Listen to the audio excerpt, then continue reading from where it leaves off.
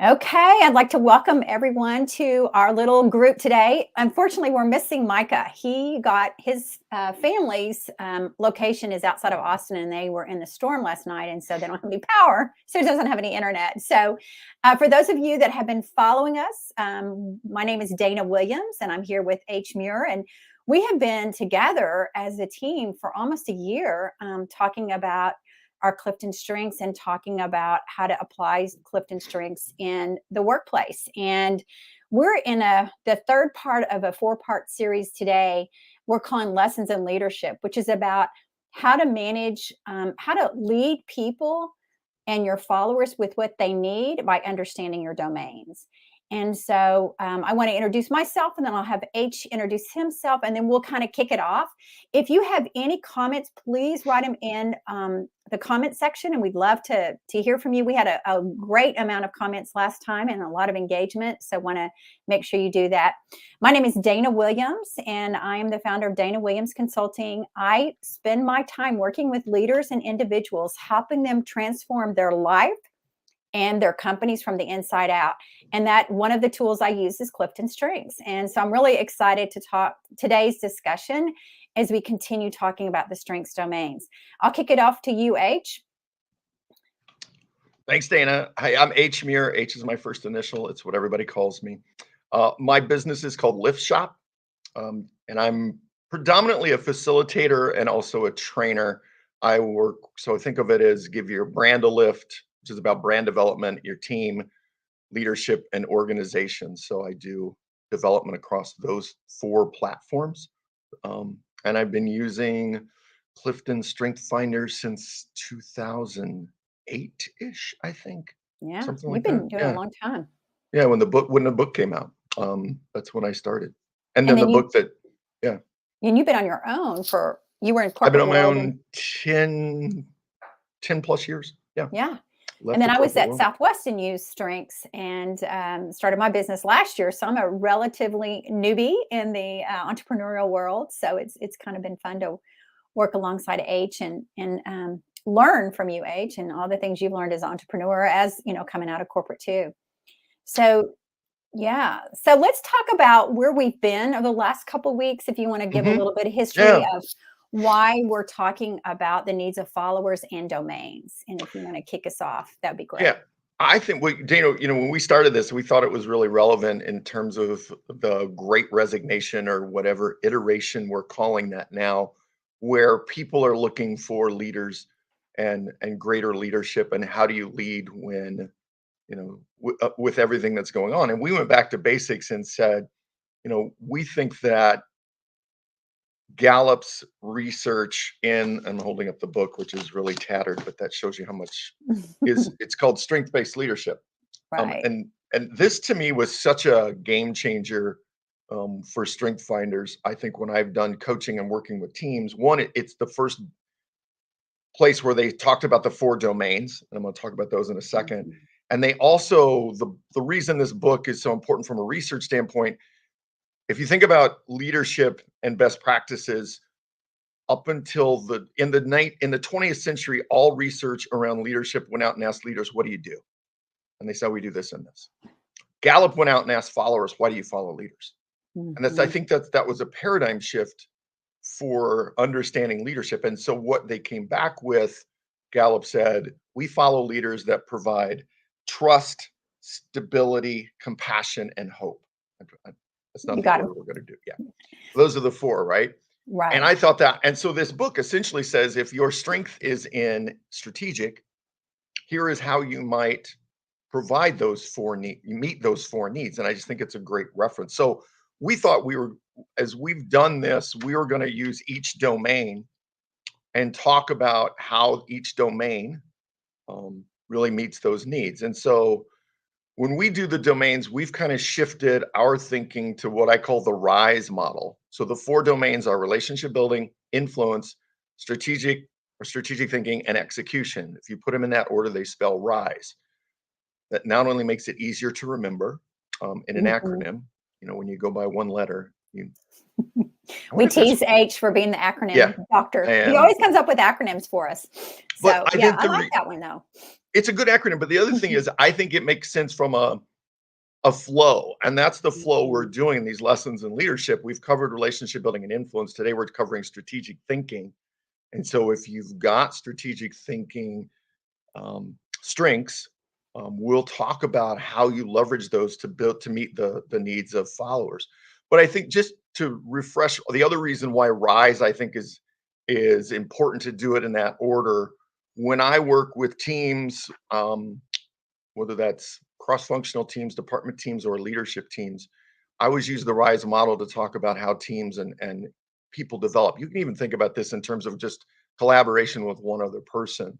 And so if think about if we want to if our role in collaborating or on a team is to get to execution, we don't get to execution unless we have the right strategy. Strategy at its simplest is really making decisions and problems, Mhm. and we're going to talk about that today. But we can't get to the right strategy if we don't have influence. Or the other thing that comes with I is information sharing. And that's really what I think influence at its heart does, is really creating this information sharing. Same, a little bit of strategic as well. We don't share information unless we have build relationships and trust each other. We're not transparent. And so that's why we put in the rise order, so that when we talk about, as a leader, you're developing your team or you're working with others, you really have to start focusing first on relationship, then influence and information, then strategy, then execution. I think too often we jump right to strategy, make a decision, and go execute, and we don't have the right information or haven't gotten the right information because we don't trust each other. So we've done the first two. Today we're on S, which is strategic thinking. So that's what Yeah, we're going and to talk so about. I'm both of us have strategic thinking in our top 5. We were just talking about that, and it could show up differently depending on, what our other talents are. But I'd like to go ahead and define what strategic thinking is as we think about that domain. So whether you're a leader or a coach or an individual contributor and you are trying to make things happen and get people to follow you, we're going to talk about that in the lens of strategic. So people that are exceptionally talented in the strategic theme create alternative ways to proceed. Faced with any given scenario, they can quickly spot the relevant patterns and issues. I think with each of our strengths, we have, the basement, the balcony, the help, the hindrance. So sometimes I just got through experiencing this. I was helping my husband get his car to the repair shop, and everything was down to one lane at the tollway in Dallas, and it was another 30 minutes. So in my mind, I'm trying to figure out, okay, what's our alternative path to get there? Because I had to get back on time, right? So I was constantly working on that path. For my husband, he teases me a lot because it can go in its basement when I'm constantly coming up with plan B, plan C, plan D, and coming up with those decisions. So it's being aware of when to pull that up and pull that down. But as we think about the needs of followers and what they need from us, and think about as strategic, what does that look like to show trust? And how does strategic show up? And I'd love to see, kind of hear from you, H, of what your thoughts are, because I think when we were talking pre-show that strategy kind of can have two different angles to it.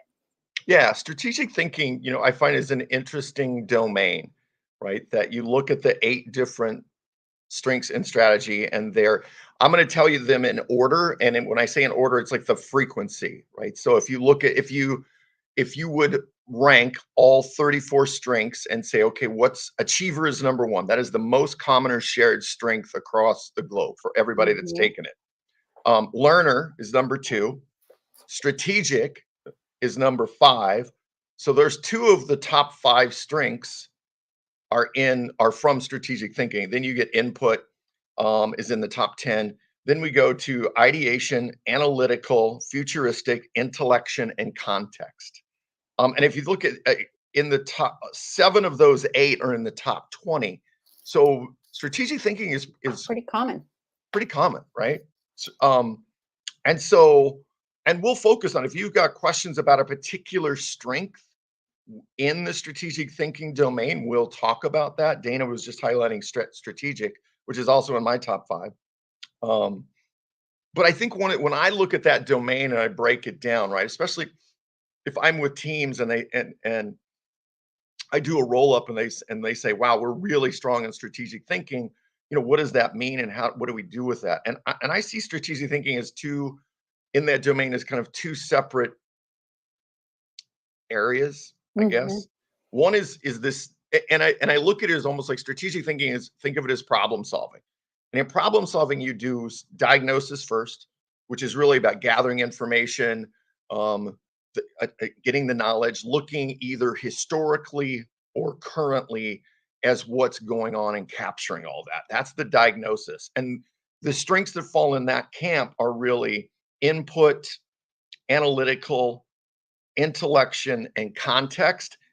Learner can as well. I feel like learner plays in both of them. Um, but it maybe leans a little bit more toward the next camp, which is what I consider strengths that are more prescription, right? And those are strengths that really look at options, alternatives. They come up with ideas. They make the solution, if you will. And those are things like strategic, uh, ideation, futuristic, and also I think learner plays in that camp as well. So if you break the strengths down into those, the other thing with prescription is you tend to be looking forward, and I think that that'll play in as we talk about the four needs. I think that's an interesting way to think about, how you leverage your strategic thinking strength to meet that particular need. And I think that's important too, because I talked about strategic first because we both have that. But I think we also have other ones that are in that domain. I am in that is my strong area, strategic thinking.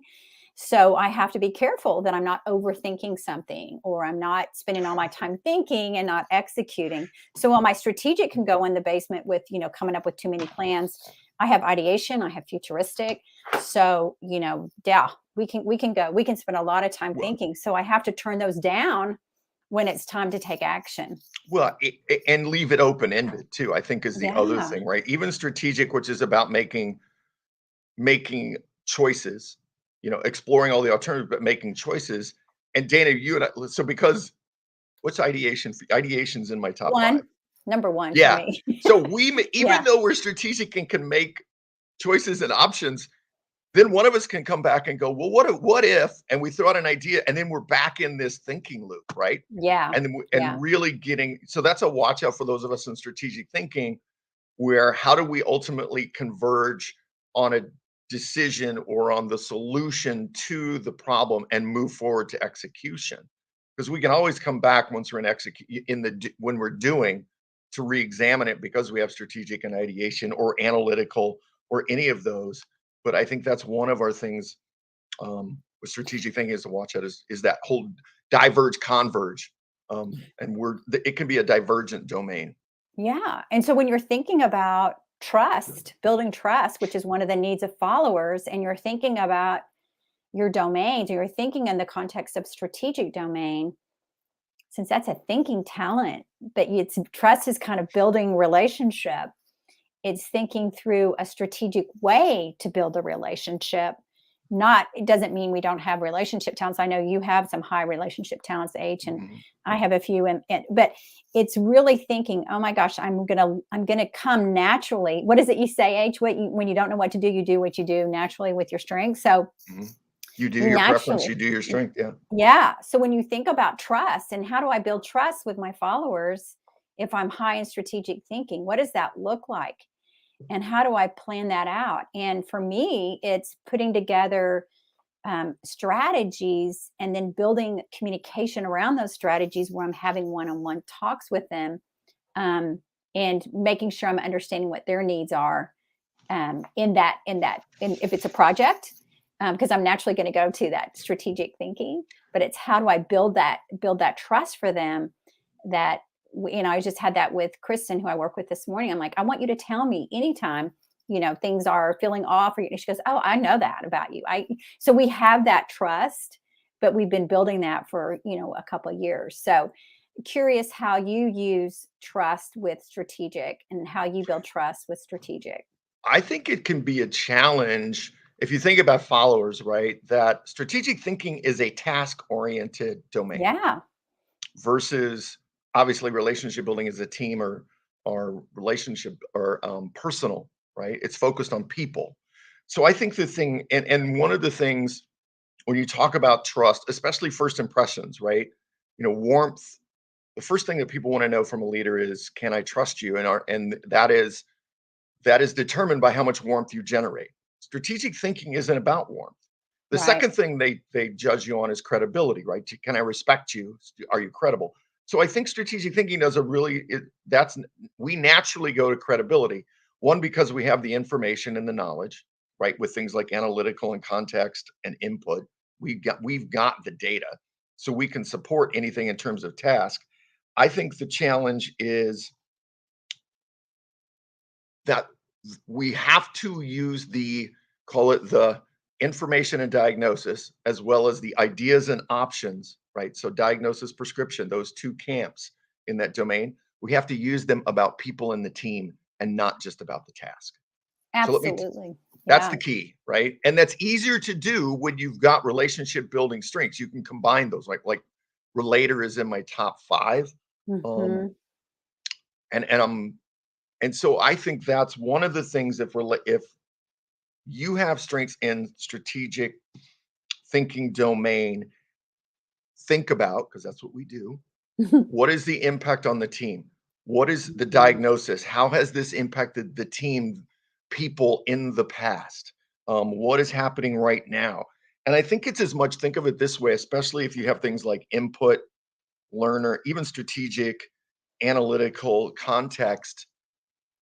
Don't just rely on Yeah. quantitative data.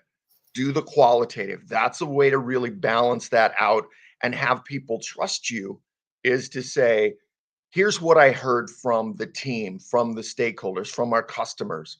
I think that really enables trust. Um, and I think the other thing that we do when, I worked with a professor that taught influence and persuasion at Harvard for 30 some years. And one of the things he told me that really stuck with me: for every fact a story, for every story a fact. Mm. Strategic thinking, we will show up with facts, especially if you've got those diagnosis ones, right? I mean, input and context. You are the keepers of information, facts, and knowledge, right? And It, yeah, and I love what Gordon's saying here. mm, Gordon says, I like that. Strategic thinking to build trust is all about the reflective and intentional process of focusing on the needs of others, the questions we ask, the way we probe others, and when we are leading them to build trust. Thank you, Gordon. I think that makes sense. It is. It's kind of like we both have these strategic thinking talents. We also have some relationship talents, but we're always going to think about relationship first, right? And then in the context of building trust, it is about relationship and how can we build the relationship. But we're in this strategic domain, which this domain is about how do we keep everyone focused on what could be? How do people devote their time and talents to understand what is routinely put in their team in a position to succeed? So you've got all that kind of executing thinking talent going, but you've got to stop and have that moment with people. And then Gordon says qualitative work gets to the heart of the relationship. The lived experience is powerful in the development of relationships. Amen. yeah, Yeah, that's yeah. great. I was with an executive team last week, and it's there were 11 people. It's the first, and I think part of what has been difficult in building trust, especially, let's say, in teams, or with your people that even you work for, is this is the first time in 2 years. So the CEO has been there like 22 months. First time in 2 years that team got together face to face, and the first time she'd met 4 of the 11 of her team face to face. And so if you think, one of the things that, to build trust when you are virtual, it takes twice as long to build trust. What I haven't seen research on that I'm fascinated by is, given that we are virtual in the pandemic, but oh, by the way, we're also in the midst of a pandemic, which Hmm. changes how you view work life, and it changes your work environment. I think that 2 times to build trust is exacerbated, and it's more than that. And I also think that's why we start with the RISE model of relationship first and then influence, strategic thinking, and execution, because you've got to spend time on relationship building. And I think our question today is, okay, I get it. And I think to Gordon's point, if my strengths are in strategic thinking, how do I do that? How do I build trust? So How do I we've got take a couple. time to build trust?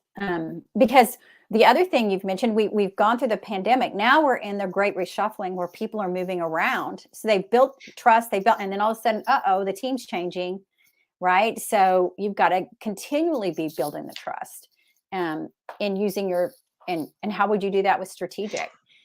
Yeah, right. You know? I think it's so interesting. So talking to this executive team where we're talking about they just did the strategic plan and they're changing the culture. Um, and my push to them was all of your goals are task based. There is no goal about people and what you Mm, want the desired state to be.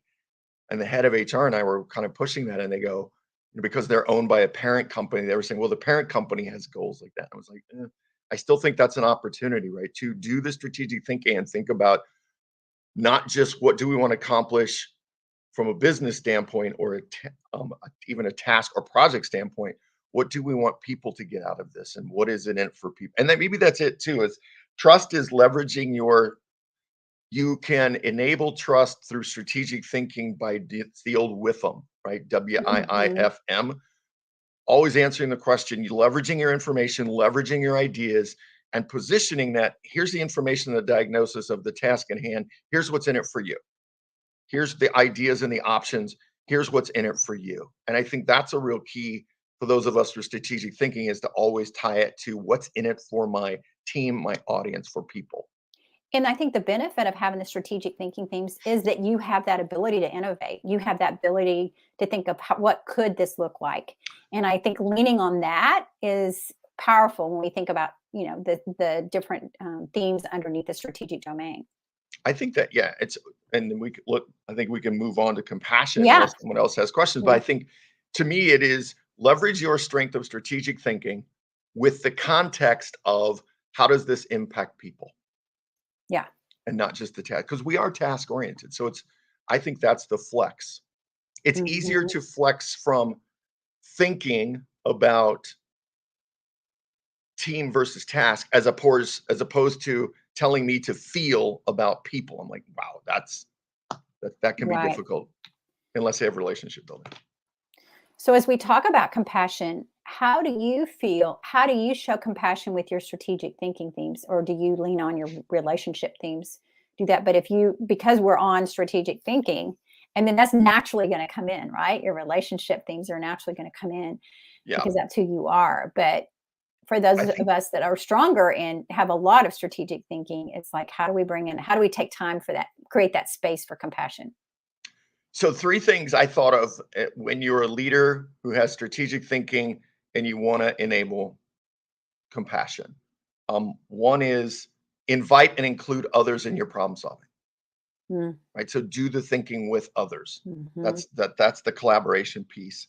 Um, Ask people like you were doing with Kristen, kind of ask mhm, others what problems they have and mhm. then put your strengths to helping them solve their problem, right? Because that's the real gift of Right. Strengths. strategic thinking talents, right? Is problem solving. So ask others what their problem is, whether that's task or if it's even about their job, their relationships with coworkers, whatever that is. I think so. One is invite others to help you work on your problems. That's all. Mhm. That's part of it. Ask others what problems you can help them with. And then I think the last one is appreciate and celebrate other people's information and ideas. Because I think one of the watchouts when we have strategic thinking strengths is that when other people have strategic thinking strengths, we're like going, but that's not my idea. That's not, I'm Yeah. not, like, that's not my, I didn't do that analysis. So I think recognizing other ideas and other people's options, information, all of that, I think is another way to really show compassion. Yeah, I love those. And I also think as you're showing compassion, just you said take a moment to celebrate what they've done, whether because I think we tend to kind of move on to the next thing. And that could be a little executing, but a lot of strategic is like, okay, we're on to the next thing. And especially if you've got futuristic and some other things, you might be in that next thing. So Well, how do you take that I think moment it's to just connect and get especially your you're on best? to the next if you're in that like if you have learner, futuristic, or ideation, w- we're bored with the same old same. Yeah. We move quickly to the next. Yeah. Yeah. So, The and yeah, go ahead.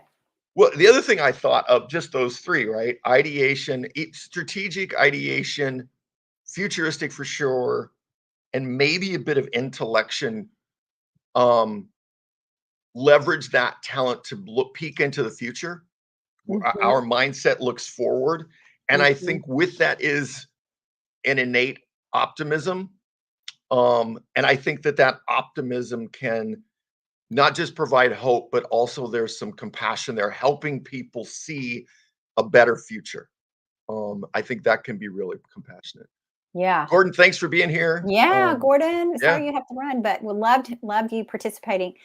So as we move, I know we've got just a few, about 5 or 6 more minutes left. So as we get into, we've talked about trust, we talked about compassion.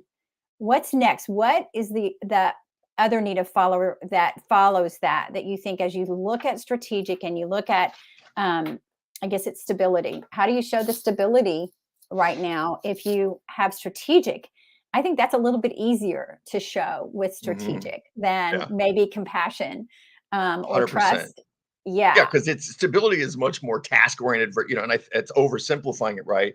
Where yeah, compassion is team or people oriented, stability is work and task oriented, and that's what strategic thinking is about. yeah, And I think that a lot of that has to do with, if half of it is information and doing the diagnosis, that's facts, right? To say, here's how we've mhm, done it historically. So that would be the, analytical context input. Here's how we've done this historically, how it's worked versus futuristic ideation, intellection, even learner. Here's ideas and options for how we can make this better and how mhm, this will continue, right?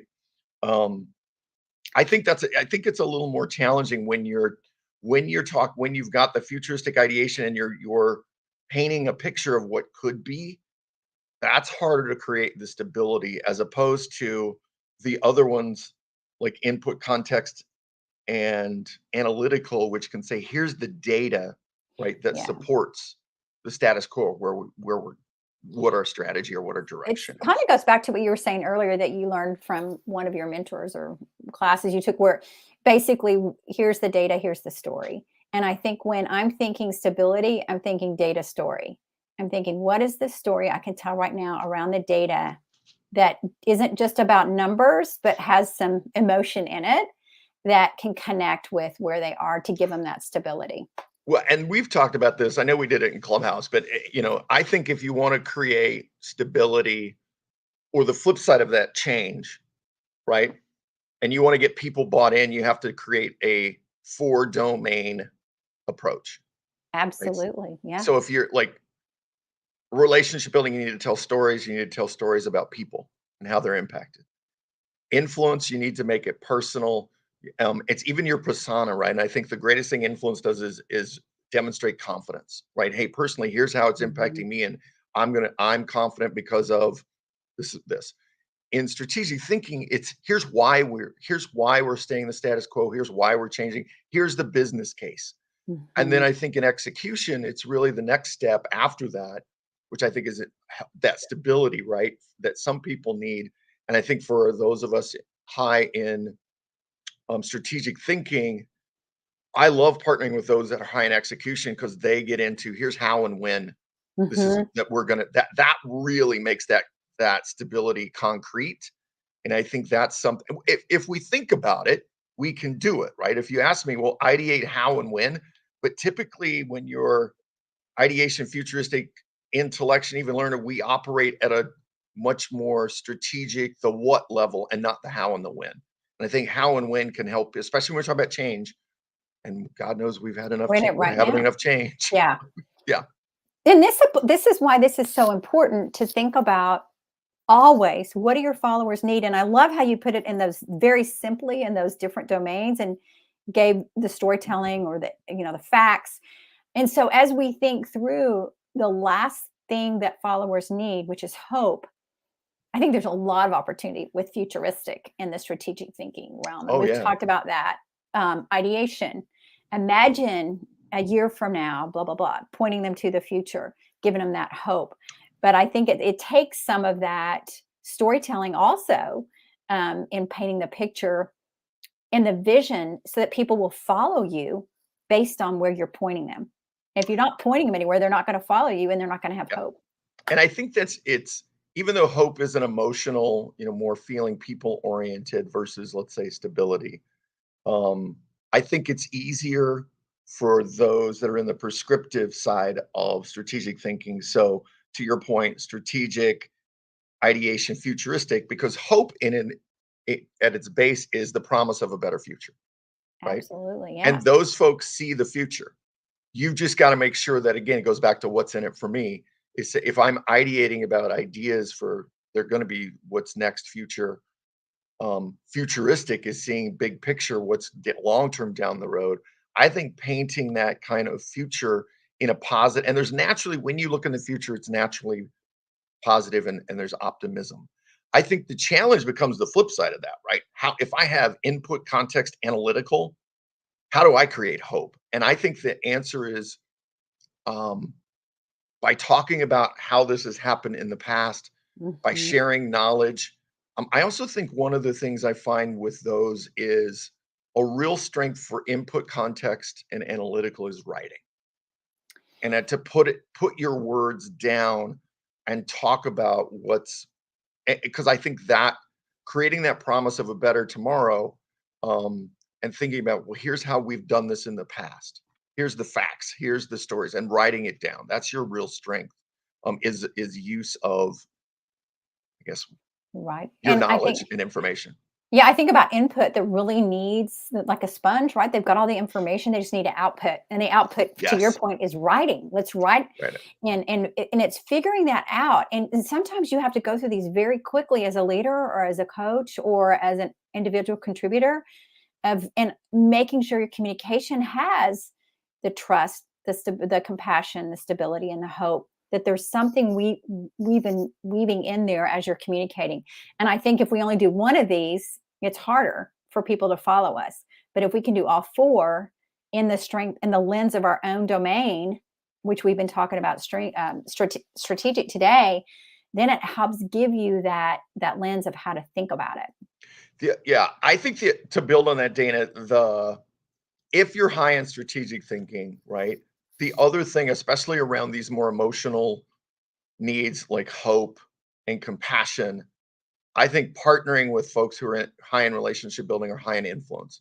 Like you want to create hope and you've got input and context and analytical, partnering with someone who's high in communication or has influence to help you sift through all of their information and knowledge to say these are the things, these are the nuggets, right? These are the things that are really going to help people see the promise of a better tomorrow, right? And create that hope. When you were mentioning, I was thinking about I always like to have somebody come on board to help me with empathy because my empathy is lower when I'm planning out because they know what the team is feeling. They know what, and it helps as I have them put their lens on it because I don't have that lens as a strategic thinker. It's much higher. So I It's funny appreciate to you bringing that up. so every time I do a team development session, right? They always focus on, I talk about forming, storming, norming, performing, and how you progress, right? And then they do that diagnosis. But I even find for most teams, and especially leadership teams, that's really task focused. Well, and so one of the exercises I do is what I call climate control, and I have a list of like 20 some descriptors. So this last team, and I asked them to describe the mental, emotional, and psychological state of the team currently. And so the last team was like, we're overwhelmed, we're anxious, we're optimistic, which is good because hope is still there, Mhm. right? And there was a couple others. And so then my point to the team is even if you progress as a team and you're starting to get to from relationship building to execution, if you don't address overwhelm and anxious, right, in 90 days, you can't sustain that. And I think that's an interesting way of strategic thinking, right? Where I'm doing problem solving, I'm just giving them context to look at it from an emotional, psychological, mental state. So I anyway. love that. And I think too, because of my futuristic, I like to bring things in closer. We've talked about the 30, 60, 90-day plan. So Mhm. having teams say, what can we be doing in 30 days to help with overwhelm? What is this going to look like in 60 days and 90 days? So they bring it in a lot closer and see some action instead of, okay, in 6 months to 9 months, we're going to, because Well, that's teams are changing constantly. So you got if to break it trust down. if trust is low and your Mhm. team is in the forming stage or the storming stage, right? And typically you go back because there's been change. There's Yeah. You're high performing teams understand it, move through it. But if you can't look 90 days out if your team is in those early stages of development because you don't have enough trust to right. make to really make those longer term decisions where everybody's bought in. And I think that I was working with a team last week or 2 weeks ago, and that was they wanted to put it way out, and they were having that problem right then. And it's like, no, this is the elephant in the room. Let's talk about it, and let's talk about how we can get it addressed in the Yeah, next 30 days. And when I let them come up with, it had to be 30 days, but what does that date look like? And I yeah. think that is so important as we round out.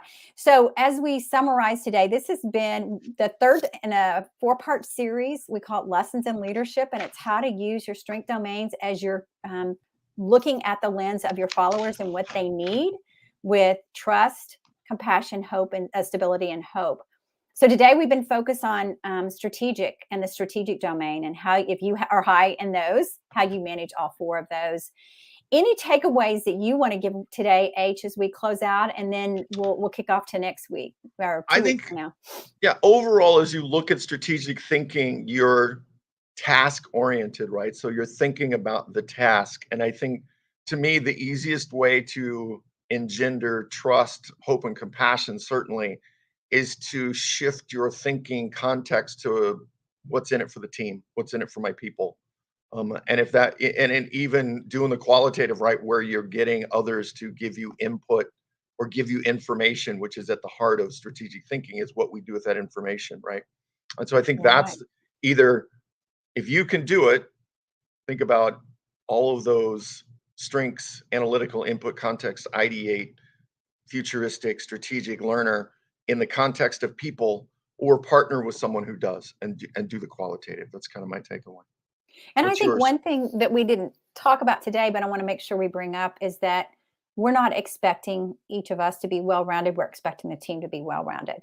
And I 100%. love how you talked about make sure if you are in the strategic thinking domain, if you're strong in that, and you're working on something with compassion or you're working on something with hope or even trust, that you're thinking about who else can partner with you and come alongside you as you're building that plan out.